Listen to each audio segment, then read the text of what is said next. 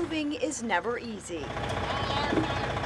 Moving a huge building that's been in one place the last 50 years is on a whole other level. It's 25 feet wide, it's 50 feet long, but it's close to 25 feet, 28 feet tall, so it's a massive structure.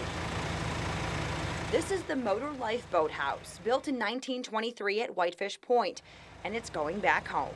It was unbelievable to watch this thing come down the road.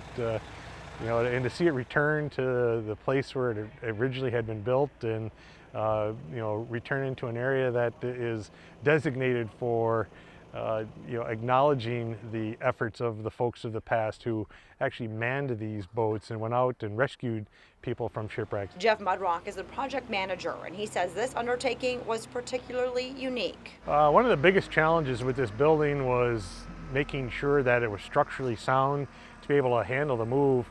And then what I found out, I didn't know at the time, was that the floor of the building actually has a slope. And so it was designed to launch those boats relatively quickly, open up the double doors, let the boat go right down the rails, right out into the water to some ship in the area that might be in distress. Bruce Lynn is the executive director of the Great Lakes Shipwreck Historical Society. The organization is one of many responsible for getting this project rolling. We're looking at least a year and a half now planning.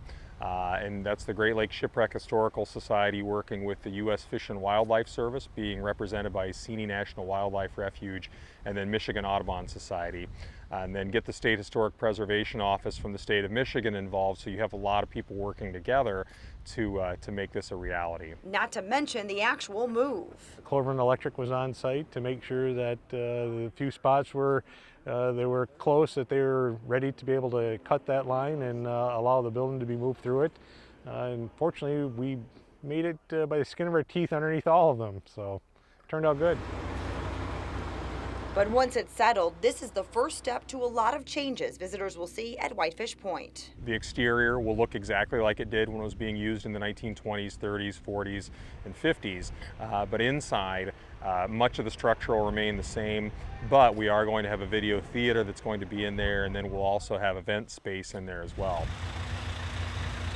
To watch the building move slowly down the road, the players in this project say it's only a representation of things to come, bringing the past back to life. This is one of the biggest first steps that we're taking to make all this happen.